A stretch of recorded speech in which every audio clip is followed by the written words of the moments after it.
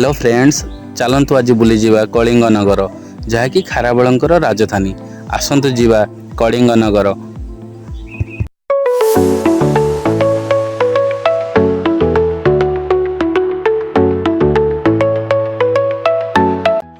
आपण मैंने जदि आसवाक चाहूँगी कलिंग नगर खारबेलंकर राजधानी केमती आसबे मुझे जनाऊँगी। आपण मैंने सीधा स्टेशन रू मध्य कल्पना स्क्वायर आसीपारे। कल्पना स्क्वायर रू सीधा पुरी रोड रे आपण मैंने आसीपारे। सेठी रवि टॉकीज रही। रवि टॉकीज टी आगे गले गैरेज छक रू लेफ्ट मध्य रास्ताटे अच्छी। चलते जावा कलिंग नगर।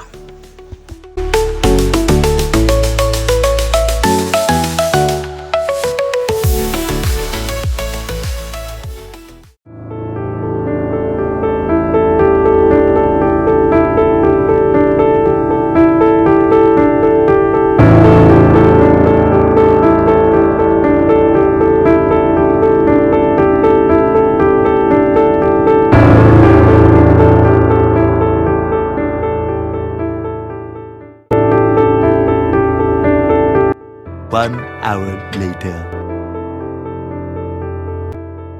देखंतु आमे वर्तमान पहुंची जाइजु कलिंग नगर जोटा कि खारबेलंकर राजधानी।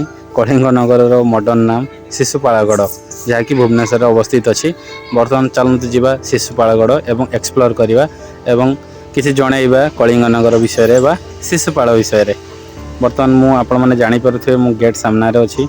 शिशुपालगढ़ आपण माने देखि पारुथिबे गोटे गाँटे अच्छी। या भितर को मध्य आमे प्रवेश करवा एवं जानिबा एवं देखिबा सेतेबेलेर खारबेलंकर राजधानी शिशुपालगढ़ एवं कलिंग नगर जहाँकि प्राचीन नाम। शिशुपालगढ़ रे जो भग्नाविशेष दुर्ग रही एक प्राचीन इतिहासर एक मुखसाक्षी। चलतु आमे वर्तमान देखिबा कलिंग नगर जो ग्राम गुड़ाक रही एवं तांकर जो भग्नाविशेष जो गड़ रही खारबेलंकर ताकू आमे परिदर्शन करवा बुलिबा। चलती जावा। यह मध्य कह जाए प्राय 2000 वर्ष पूर्वे यही इतिहास जन्म नहीं एक महान सभ्यता बोली। जीशुख्रीष्ट जन्म पूर्वर एठाकार सभ्यता गढ़ी उठी। किछि गवेषकों मतरे यह ख्रीष्टपूर्व प्रथम बा द्वितीय बोली कह जाए। कलिंग नगर को यह मध्य कह जाए यह विश्वर अन्यतम पुरातन दुर्ग बोली। प्रथमे आविष्कार करा जाइथिला 1934 मसीह। ताहापरे आर्कियोलॉजिकल सर्वे ऑफ इंडिया द्वारा 1948 मसीह बीबीलाल को तत्वावधान रे यह खलन करा जाइथिला।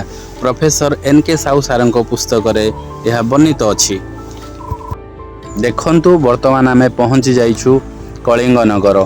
कलिंग नगर मेंशन करा जाइछि हाथी गुंफा इनस्क्रिप्शन ले। आपण माने जदि जानि नाहंती मोर पूर्वर वीडियो को देखंतु।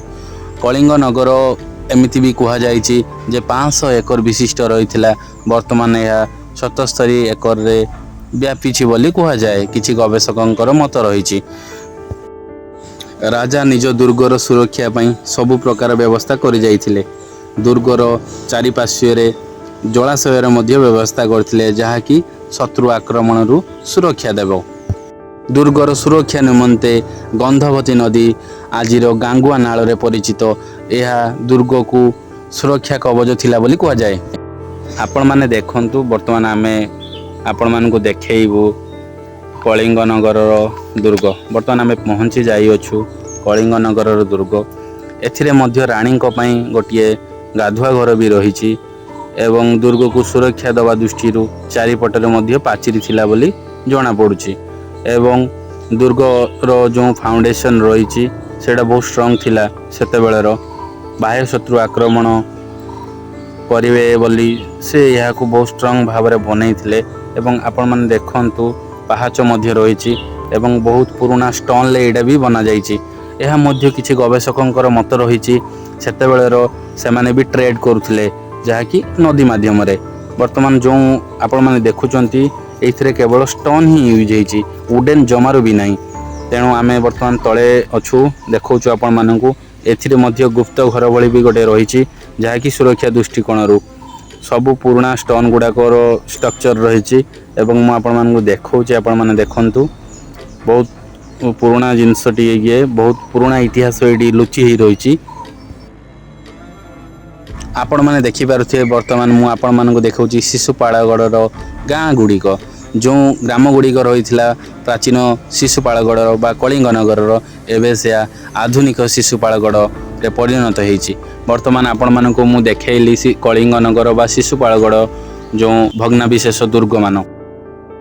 କିଛି ଗବେଷକଙ୍କ ମତରେ ଏହା ମଧ୍ୟ କୁହାଯାଇଛି କିଛି ଭଗ୍ନାବିଶେଷ ମଧ୍ୟ ମାଟି ତଳେ ଲୁଚି ହୋଇ ରହିଯାଇଛି।